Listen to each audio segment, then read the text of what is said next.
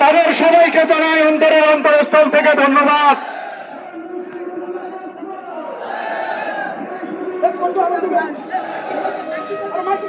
সম্মানিত উপস্থিতি, মিরসরাইয়ের মাটি, নুরুল আমিন চেয়ারম্যানের ঘাঁটি। মিরসরাইতে নুরুল আমিন চেয়ারম্যানের বিকল্প ছিল না, থাকবে না, আগামীতেও হবে না ইনশাআল্লাহ।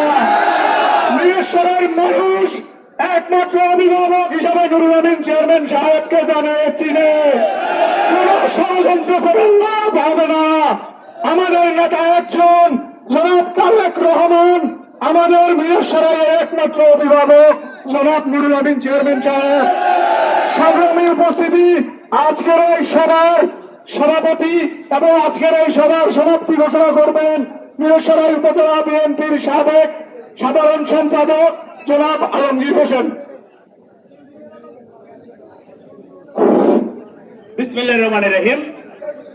বাংলাদেশ জাতীয়তাবাদী দল মিরসরাই উপজেলা শাখা কোনো লাভ করার দরকার নাই এবং অঙ্গ সংগঠন সমূহের যৌথ উদ্যোগে আয়োজিত আজকে এই বিক্ষোভ মিছিল পরবর্তী সমাবেশে উপস্থিত নেতৃবৃন্দ এবং আমার প্রান্তীয় নেতা কর্মী ভাইয়েরা এবং সাংবাদিক ভাইয়েরা, প্রশাসনের বিভিন্ন স্তরের কর্মকর্তাবৃন্দ, আসসালামু আলাইকুম।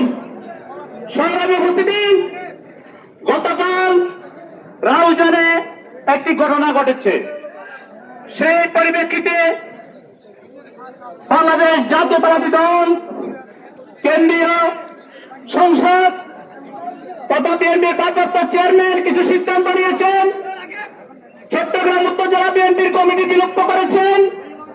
রাউজানের ঘটনাকে কেন্দ্র করে তার সাথে সাথে বিগত 17 বছর ফ্যাসিস্ট হাসিনা বিরোধী আন্দোলন সংগ্রামে যারা রাজপথে ছিলেন, নেতা কর্মীদের পাশে ছিলেন, মিরসরাই জনপথে আন্দোলন সংগ্রাম করেছেন, আওয়ামী লীগের রক্তচক্ষুকে উপেক্ষা করে চট্টগ্রামে বিশাল বিশাল মিছিল নিয়ে কর্মসূচিতে অংশগ্রহণ করেছেন, ঢাকার কেন্দ্রীয় কর্মসূচিতে অংশগ্রহণ করেছেন আমাদের সেই প্রান্তীয় নেতা নুরুল আমিন চেয়ারম্যান সহ উপজেলা বিএনপির সাবেক সাধারণ সম্পাদক গাজী নিজামুদ্দিন, বাড়িয়ার পৌরসভা বিএনপির আহ্বায়ক সাবেক আহ্বায়ক দিদার মিয়াজি, মিরসরাই উপজেলা যুবদলের সংগ্রামী আহ্বায়ক কামালউদ্দিন, জোরারগঞ্জ উপজেলা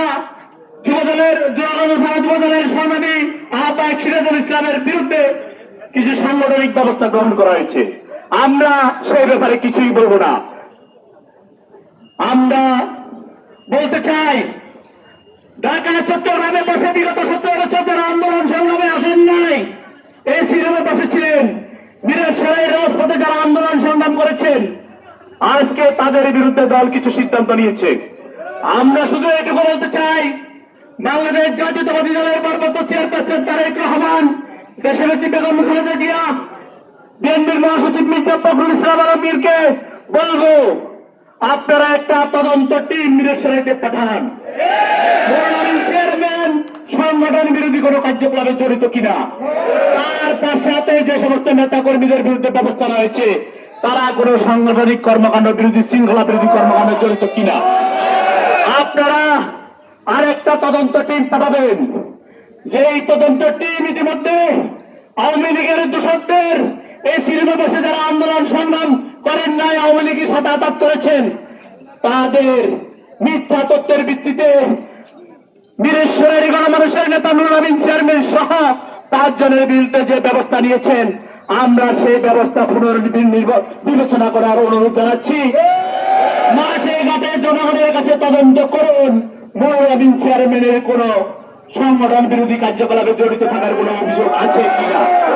যদি না থাকে, অবিলম্বে এই সিদ্ধান্ত পুনর্বিবেচনা করার জন্য বাংলাদেশ জাতীয়তাবাদী দল ও অঙ্গ সংগঠন সমূহের নেতা কর্মীদের পক্ষ থেকে বাংলাদেশ জাতীয়তাবাদী দলের হাইকমান্ডের কাছে আমরা সবিনয় অনুরোধ জানাচ্ছি। সংগ্রামী উপস্থিতি, আমরা বলতে চাই, নুরুল আমিন চেয়ারম্যান গণমানুষের নেতা, আজকে হাজার হাজার লোক নুরুল আমিন চেয়ারম্যানের পক্ষে এবং নুরুল আমিন চেয়ারম্যানের নেতা কর্মীদের পক্ষে মাঠে নেমেছেন। তাদের একটাই আওয়াজ, দেশনেত্রী বেগম খালেদা জিয়ার বিগত 17 বছর স্বৈরাচারী শেখ হাসিনা বিরোধী আন্দোলন সংগ্রামে যারা রাজপথে নেতৃত্ব দিয়েছেন তাদের বিরুদ্ধে যেন কোনো অন্যায় অবিচার না হয়। আমরা দলের হাইকমান্ডের কাছে আবার তদন্ত করে এই বিষয়টি পুনর্বিবেচনার জন্য অনুরোধ জানিয়ে সবাইকে ধন্যবাদ জানিয়ে আজকের এই মিছিল পরবর্তী সমাবেশ এখানে সমাপ্তি ঘোষণা করছি। আল্লাহ হাফেজ। বাংলাদেশ জিন্দাবাদ, দেশনেত্রী বেগম খালেদা জিন্দাবাদ, শহীদ প্রেসিডেন্ট জিয়াউর রহমান আমরও, তারেক রহমান, তারেক রহমান জিন্দাবাদ, ফুলারিন চেয়ারম্যান জিন্দাবাদ।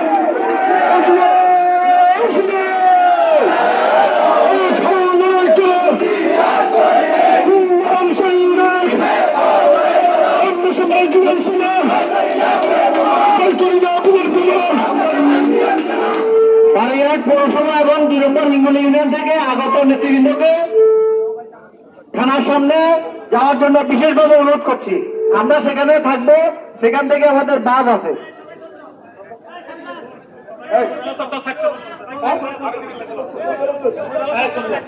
সবাই স্ব স্ব ইউনিটের নেতৃবৃন্দ যারা আছেন তাদেরকে নিয়ে সবাই স্ব স্ব ইউনিটে চলে যাচ্ছে।